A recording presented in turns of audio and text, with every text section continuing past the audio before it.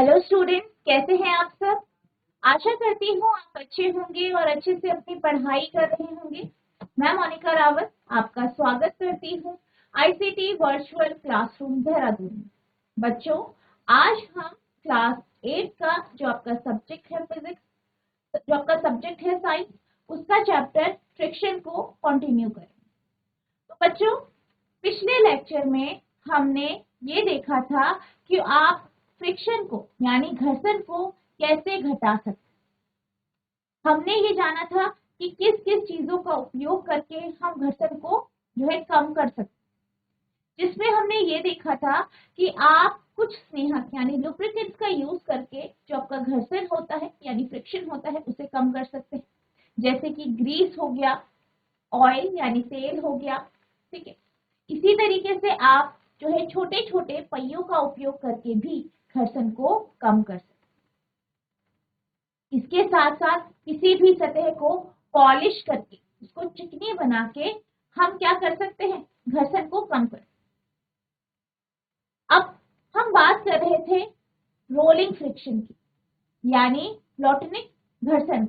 तो जब हम बात करते हैं रोलिंग फ्रिक्शन की तो हमने ये डिस्कस किया था कि जो आपके बड़े बड़े जो अलमारी होती है, ट्रॉली होती है, उसके नीचे छोटे छोटे पहिए देखे होंगे आप।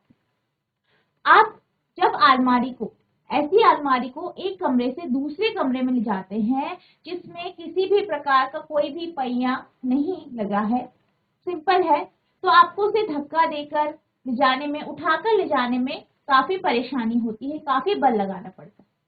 वहीं वह अलमारी जिसके नीचे क्या होते हैं, पहिए लगे होते हैं, या जो अटैचियां होती है, भारी भारी अटैचियां जिसके नीचे पहिए लगे होते हैं, उसे आप आसानी से एक जगह से दूसरी जगह ले जाते, क्योंकि जो आपके पहिए होते हैं वो गोल गोल घूमते हैं, वो क्या करते हैं, रोल करते हैं, यानी पहियों पर जो है रोलिंग फ्रिक्शन लगता है। और ये जो आपका रोलिंग फ्रिक्शन होता है, ठीक है, वो आपका स्टैटिक फ्रिक्शन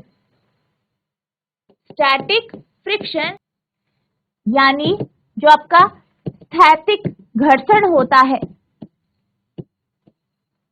और आपका जो पहला आपका स्टैटिक फ्रिक्शन, दूसरा आपका स्लाइडिंग फ्रिक्शन, सर्पी घर्षण।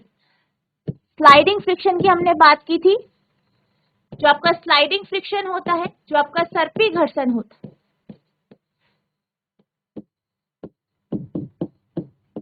इन दोनों से जो है कम होता है। ठीक है, रोलिंग फ्रिक्शन आपका इन दोनों से कम होता है। रोलिंग फ्रिक्शन कब लगता है, जब कोई वस्तु रोल करती, गोल गोल घूमती, जैसे पहिया गोल गोल घूमता है तो उस पर जो घर्षण लगता है जो उसकी विपरीत दिशा में होता है उसे हम रोलिंग फ्रिक्शन कहते हैं, रोलिंग घर्षण कहते हैं। इसी तरीके से हमने बात की थी कि जो आपका स्टैटिक फ्रिक्शन होता है वो वह फ्रिक्शन होता है जब कोई वस्तु एक जगह स्थिर अवस्था में होती है, रुकी हुई होती है, तो उस पे जो घर्षण लगता है उसे हम स्टैटिक फ्रिक्शन यानी स्थैतिक घर्षण कहते हैं। इसी तरीके से अगर कोई वस्तु स्लाइड कर रही, चल रही है, स्लाइड कर रही, तो उस पे जो घर्षण लगता है, जो उसकी जो मोशन है, जो उसकी गति है, उसके विपरीत दिशा में जो कार्य करता है वो आपका कौन सा घर्षण होता है, स्लाइडिंग फ्रिक्शन होता है। तो इन तीनों में सबसे कम वैल्यू आपकी रोलिंग फ्रिक्शन की होती है। रोलिंग जो घर्षण होता है उसका जो वैल्यू है वो कम होता है, यानी रोलिंग कोई भी वस्तु जो रोल कर रही, ठीक है, उसको रोल करते रहने के लिए आपको कम फोर्स लगाना। यही कारण है कि वह वस्तुएं जिसके नीचे छोटे पहिए लगे होते हैं, ऐसी वस्तुओं को आप आसानी से एक जगह से दूसरी जगह ले जा पाते। यही कारण है कि जो आपकी जो व्हील है, पहिया है, उसे बहुत ही एक इंपॉर्टेंट डिस्कवरी माना गया। ठीक है, when one object rolls over the surface when one object rolls over the surface of another body, the resistance to its motion is called rolling friction. जब कोई वस्तु दूसरी वस्तु पे रोल करती तो यहाँ पे जो रेजिस्टेंस लगता है, यहाँ पे जो प्रतिरोध लगता है, यहाँ पे जो घर्षण लगता है, उसे हम रोलिंग फ्रिक्शन कहते हैं, रोलिंग घर्षण कहते हैं। Rolling reduces friction. अब रोलिंग से क्या होता है, फ्रिक्शन को, घर्षण को कम किया जाए। यही कारण है कि जो आपकी वस्तुएं होती है, भारी भारी वस्तुएं, उसके नीचे जो है छोटे छोटे पहिए ले जाए। जैसे कि आपने देखा होगा जो बड़ी बड़ी मशीनें होती हैं, उनको जब हम एक जगह से दूसरे जगह ले जाते हैं तो हम ऐसी चीज पे रखते हैं जिसके नीचे पहिए होते हैं, या फिर जो लंबे लंबे सिलेंड्रिकल जो आपके बेलनाकार ब्लॉक्स होते हैं उनके ऊपर रख के एक जगह से दूसरी जगह ले जाते हैं। क्यों ले जाते हैं, क्योंकि उसे फिर एक जगह से दूसरी जगह मूव करने में आसानी हो। यानी जो भी वस्तु रोल करती है, जैसे आपके पहिए हो गए, इनका इस्तेमाल करके फ्रिक्शन को यानी घर्षण को कम किया जा सकता। It is always easier to roll than to slide a body over another. हमेशा किसी भी वस्तु को रोल करना आसान होता है स्लाइड करने से। That is the reason it is convenient to pull luggage fitted with rollers. इसलिए ये काफी आसान होता है कि कोई भी आपका जो लगेज है, जैसे अटैची है जिसपे पहिए लगे होते हैं, उनको आप एक जगह से दूसरी जगह तक आसानी से ले जा पाए। जब एक पिंड दूसरे पिंड की सतह पर लुढ़कता है तो इसकी गति के प्रतिरोध को रोलिंग घर्षण कहा जाता है। लुढ़कने से घर्षण कम होता है। एक पिंड को दूसरे पिंड पर सरकाने की तुलना में रोल करना हमेशा आसान होता है। यही कारण है रोलर्स लगे सामान को खींचना सुविधाजनक होता है। अब इसी तरीके से हमने ये देखा था कि जो आपकी मशीन्स होती हैं, ठीक है, मशीनें होती है, उसमें बॉल बेयरिंग लगे होते, ठीक है, क्या लगे होते हैं, बॉल बेयरिंग लगे होते हैं। जैसे कि आपका पंखा होता है, पंखे में बॉल बेयरिंग लगे होते हैं। क्यों लगे होते हैं, क्योंकि जब पंखा चलता है तो जो उसके अंदर के पुर्जे हैं वो आपस में टकराते हैं, ठीक है, जिससे घर्षण उत्पन्न होता है। तो इस चीज को कम करने के लिए, इस घर्षण को कम करने के लिए हम जो है बॉल बेयरिंग का उपयोग करते हैं। क्योंकि आप ये जानते हैं कि घर्षण से क्या हो सकता है, आपकी मशीन गर्म हो जाएगी, आपकी मशीन जो है खराब हो सकती है, वो डैमेज हो सकती है। इसीलिए हम रोलर्स का या जो आपके बॉल बेयरिंग्स होते हैं इनका जो है आपकी मशीनों में उपयोग। जैसे कि आप यहाँ पे देख सकते हैं, ये आपका बॉल बेयरिंग है, ठीक है। इस तरीके से जो आपका पंखा होता है, पंखे की साइड में जो है बॉल बेयरिंग जो है इसकी मशीन में लगाया जाए। Since the rolling friction is smaller than the sliding friction, sliding is replaced in most machines by rolling by the use of ball bearing. यानी जो आपकी मशीनें होती है, मशीनें के जो पुर्जे होते हैं, ठीक है, वो आपस में टकराते हैं, तो इसलिए हम वहां पे किसका यूज करते हैं, बॉल बेयरिंग। अब जो बॉल बेयरिंग होती है वो रोल करती है, गोल गोल घूमती है। और जैसे कि अभी हमने समझा कि जो वस्तु रोल करती है, ठीक है, अगर आप कहीं पे भी रोलर्स का उपयोग करते हैं तो उससे क्या होता है, घर्षण कम होता है। तो इसीलिए हम जो है बॉल बेयरिंग का यूज करते हैं, क्योंकि वो गोल गोल घूमते हैं, वो रोल करते हैं, जिससे जो है घर्षण कम हो। Common examples are the use of ball bearing between the hubs and the axis of sealing and bicycle। यानी अगर हम इसके कुछ उदाहरण देखें तो आपकी जो बॉल बेयरिंग होती है, जो आपका पंखा होता है, पंखे का जो एक्सल होता है और जो हब होता है उसके बीच में हम बॉल बेयरिंग का उपयोग करते हैं। इसी तरीके से जो आपकी साइकिलें होती है, साइकिलों में भी बॉल बेयरिंग का उपयोग किया जाता है। आपने देखा होगा साइकिल में भी आपकी बॉल बेयरिंग लगी। क्योंकि लोटनिक घर्षण सर्पी घर्षण से कम होता है, इसलिए अधिकांश मशीनों में सर्पण को बॉल बेयरिंग के उपयोग द्वारा लोटन में प्रतिस्थापित किया जाता है। छत के पंखों, साइकिलों में धुरी तथा नाभि के बीच बॉल बेयरिंग का उपयोग इसका सामान्य उदाहरण। आई होप आपको ये टॉपिक समझ में आया होगा। तो बच्चों, हमारा अगला टॉपिक है फ्लूइड फ्रिक्शन। तो कोई बच्चा बता सकता है कि फ्रिक्शन यानी घर्षण क्या होता है? Good morning ma'am. Good morning बेटा, आपका नाम क्या है? मैम दुर्गा शर्मा। दुर्गा बेटा, आप ये बताइए कि घर्षण क्या होता है, घर्षण बल। मैम मैम घर्षण वह होता है जो फिसलता है। कोई चीज फिसलती है, घर्षण होता है वह। अच्छा, कोई चीज फिसलती है तो वो तो स्लाइड होती है। घर्षण बल क्या होता है? मैम घर्षण माने घर्षण, रगड़ना होता है। हाँ, घर्षण माने रगड़ना होता है। पर अगर हम बात करें फ्रिक्शनल फोर्स की, घर्षण बल की, तो वो क्या होता है? आप ये नॉर्मली ये समझते हैं कि घर्षण का मतलब रगड़ना हो, ठीक है।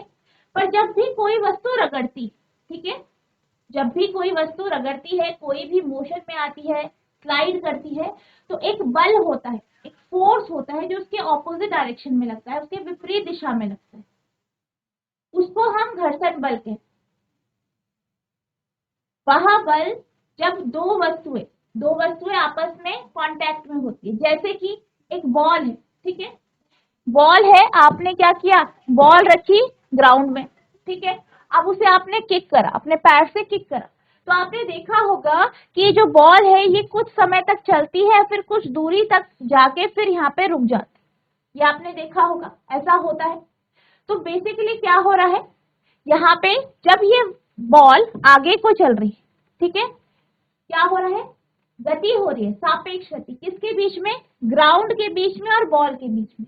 अब जब ये आगे की तरफ चल रहा है तो इसकी गति को रोकने के लिए एक बल लगता है, एक फोर्स लगता है, जो कि इसके विपरीत दिशा में लगता है, यानी इसकी ऑपोजिट डायरेक्शन में लगता है। इस बल को, वह बल जो इस बॉल की गति को रोकने की कोशिश कर रहा है, जो इसकी गति की विपरीत दिशा में लग रहा है, इस बल को हम घर्षण बल कहते हैं। और इसी घर्षण बल के कारण ही आपकी जो बॉल है वो रुकती।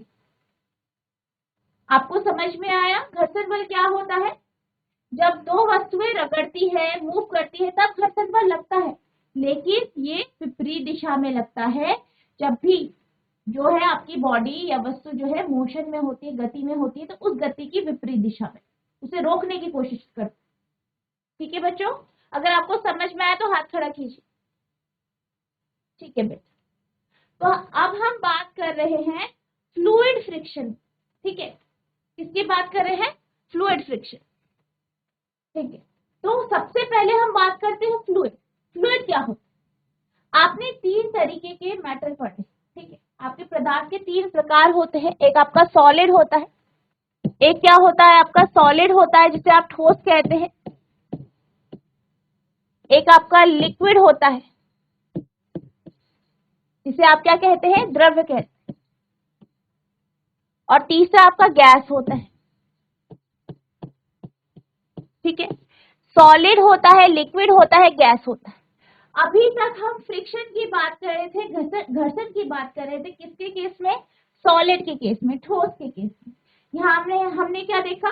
एक वस्तु दूसरी वस्तु के साथ क्या कर रही है? सापेक्ष गति कर रही है, रिलेटिव मोशन कर रही है, तो फ्रिक्शन लग रहा है, घर्षण लग रहा है। अब हम बात कर रहे हैं फ्लूइड फ्रिक्शन की। फ्लूइड यानी वह पदार्थ जो बहते, जैसे कि आपका गैस हो, ठीक है, गैस हो गया, जो आपके लिक्विड होते हैं, द्रव होते हैं, जैसे पानी हो गया, तो ये क्या है? ये बहते फ्लूइड होते हैं। अब हम बात कर रहे हैं, जब भी आपके जो फ्लूइड होते हैं, जो ये द्रव्य होते हैं, ये जो तरल पदार्थ होते हैं, इनमें फ्रिक्शन यानी घर्षण कैसे लगता है? तो जैसे कि हम बात कर रहे थे कि अभी हमने ये देखा कि जो आपकी वस्तुएं हैं, ऑब्जेक्ट्स है, दो ऑब्जेक्ट है, जैसे कि कोई फर्श है या मशीन के पुर्जे हैं, ये आपस में क्या कर रहे हैं? मोशन कर रहे हैं, रिलेटिव मोशन यानी सापेक्ष गति कर रहे हैं, जिसके कारण घर्षण बल यहाँ पे लगता है। इसी तरीके से ही जब भी कोई वस्तु फ्लूइड में, जैसे कि आपका लिक्विड हो, ठीक है, जैसे द्रव्य हो गए आपके, ठीक है, या आपके जो जैसे आपकी गैसें होती है, इसमें जब भी कोई वस्तु मूव करती है, गति करती है, तो इन पे भी फ्रिक्शन लगता है, यानी घर्षण लगता है। इसी को हम फ्लूइड फ्रिक्शन कहते हैं। अब इसमें हम क्या बात करते हैं? पानी की बात करते हैं, जो आपके लिक्विड होते हैं उनकी बात करते हैं, और एयर की बात। अब अगर हम बात करें कि कोई वस्तु पानी में चल रही है, पानी के अंदर चल रही है, तो क्या होता है जब वो पानी के अंदर चलती है? जैसे कि अभी हमने देखा था कि फ्रिक्शन क्या होता है? जब मोशन होता है, दो वस्तुओं के बीच में क्या होता है, सापेक्ष गति होती है, दोनों के बीच में क्या होता है, कांटेक्ट होता है, संपर्क होता है, तब आपका घर्षण बल। इसी तरीके से अगर कोई वस्तु पानी के अंदर चल रही, जैसे कोई वस्तु है और ये पानी के अंदर चल रही, तो जब ये पानी के अंदर चलती है तो इस वस्तु की जो सतह है वो किसके संपर्क में, कांटेक्ट में है, इस पानी के कांटेक्ट में, ठीक है, इस पानी के कांटेक्ट में है। तो क्या होता है, जब ये आगे को मूव करती है, आगे को चलती है, गति करती है, तो एक बल लगता है जिसे हम घर्षण बल कहते हैं, जो इसको रोकने की कोशिश करता है। इसी को हम फ्लूइड फ्रिक्शन कहते हैं। इसी तरीके से अगर हम बात करें, आप ये जानते हैं कि आकाश में जो है आपका हवाई जहाज जो है उड़ता है, ठीक है, चिड़िया उड़ती है, हवाई जहाज उड़ता है। तो जब ये आकाश में उड़ता है, और आप ये जानते हैं कि जो हमारा वायुमंडल है, जो हमारा एटमॉस्फेयर होता है, ये क्या है, एक आवरण है, एक एनवलप है, गैस का एक आवरण है। यानी हमारे एटमॉस्फेयर में अलग अलग प्रकार की गैसें। अब जो हमारा एटमॉस्फेयर है या हमारा जो वायुमंडल है, आसमान है, आसमान में क्या होता है, आपकी जहाज उड़ते हैं, चिड़िया उड़ती है, हेलीकॉप्टर उड़ते हैं। तो क्या होता है, जो आपका जहाज है वो किसके कांटेक्ट में आता है, जैसे आपका जहाज है या चिड़िया है, ठीक है, तो ये जो है आसमान में उड़ रहा है, चारों तरफ क्या है, गैस, क्योंकि आप जानते हैं कि हमारा जो वायुमंडल है वो आवरण है गैसों का। तो इनकी जो सतह है, ठीक है, इनकी जो सतह है वो किसके कांटेक्ट में आ रही है, किसके संपर्क में आ रही है, गैसों के संपर्क में। जो हमारे वायुमंडल में गैसें हैं उनके संपर्क में, जैसे कि आपके ऑक्सीजन है, नाइट्रोजन है, हाइड्रोजन है, इनके संपर्क में आ रही है। तो क्या होता है, जब ये आपका हवाई जहाज जो है आगे की तरफ उड़ता है या चिड़िया आगे की तरफ उड़ती है, तो एक बल लगता है जिसे हम घर्षण बल कहते हैं, जो इसके मोशन को, इनकी जो गति है उसको रोकने की कोशिश करते हैं, उसके विपरीत दिशा में लगता है। तो हम ये कहते हैं कि इन पे क्या लग रहा है, फ्लूइड फ्रिक्शन। क्या लग रहा है, फ्लूइड फ्रिक्शन। यानी फ्लूइड फ्रिक्शन क्या होता है, फ्लूइड फ्रिक्शन जो होता है वो एक ऐसा घर्षण है जो तब लगता है जब कोई वस्तु फ्लूइड्स में, जैसे आपकी गैस हो गई, आपके द्रव हो गए, तरल पदार्थ हो गए, उनमें चलता है तब। You know that air is very light and thin. आप ये जानते हैं कि जो वायु है, एयर है, वो कैसी है, हल्की है और पतली है। Yet it exert frictional force on object moving through it. तो क्या होता है, ये क्या करती है, ये क्या करती है, एक घर्षण बल लगाती है उन वस्तुओं पर, वायु घर्षण बल लगाती है उन वस्तुओं पर जो उसमें मूव करती है, गति। Similarly, water and other liquid exert force of friction when object moves through them. और इसी तरीके से जो पानी है और आगे बाकी आपके जो और तरल पदार्थ है, लिक्विड है, वो क्या करते हैं, वो भी उन वस्तुओं पर बल लगाते हैं, एक फ्रिक्शनल फोर्स लगाते हैं, घर्षण बल लगाते हैं, जो इनमें जो है चल रही है, मूव कर रही है, गति कर रही है। In science, the common name for gases and liquid is fluid. अब अगर हम बात करें कि जो गैस होती है और द्रव्य होते हैं, क्योंकि ये क्या है, फ्लो करते हैं, ये बहते हैं, ठीक है।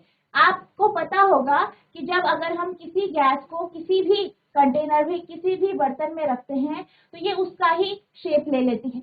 इसी तरीके से जो आपका लिक्विड होता है, जैसे पानी हो गया, ठीक है, जो आपके द्रव्य होते हैं, उनको अगर आप किसी बर्तन में रखते हैं तो ये उसका आकार ले लेती है, शेप ले लेती है।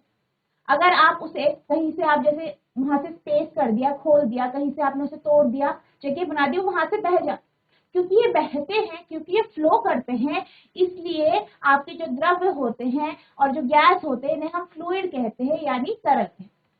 तो इसलिए आप यहाँ पे ये कहा गया है कि जो आपके गैस होते हैं और जो लिक्विड होते हैं, जो आपके द्रव होते हैं और गैस होते हैं, इनको हम साइंस में फ्लूइड्स कहते हैं, यानी तरल कहते हैं। So we can say that fluid exert force of friction on object in motion through them. अब इसलिए हम क्या कह सकते हैं कि जब भी कोई भी वस्तु जो आपकी वायु में चल रही है, कोई भी वस्तु पानी में चल रही है, किसी भी द्रव्य में चल रही है, तो उनपे एक बल लगता है, एक फोर्स लगता है, जिसको हम फ्लूइड फ्रिक्शन यानी तरल घर्षण कहते हैं। क्या कहते हैं? तरल घर्षण। आप जानते हैं कि वायु अत्यंत हल्की तथा विरल होती है, फिर भी इससे होकर गति करने वाली वस्तुओं पर वायु घर्षण बल लगता है। इसी प्रकार जल तथा अन्य द्रव भी इनसे होकर गति करने वाली वस्तुओं पर घर्षण बल लगाते हैं।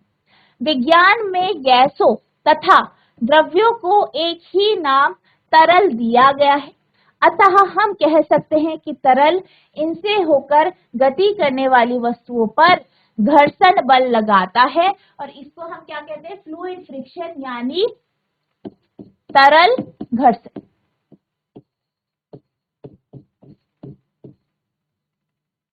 तो बच्चों, आज हमने रोलिंग फ्रिक्शन यानी लोटने घर्षण के बारे में समझा। आई होप आपको ये सब जो कॉन्सेप्ट है वो समझ में आया होगा। इसके साथ साथ हमने जो आपका फ्लूइड फ्रिक्शन है, तरल घर्षण है, इस टॉपिक को शुरू किया है।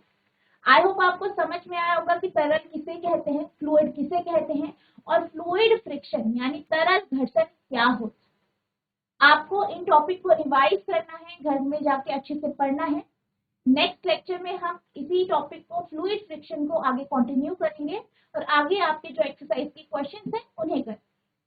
तो बच्चों, आज के लिए बस इतना ही। मिलते हैं अब नेक्स्ट सेशन में। तब तक के लिए thank you and have a nice day.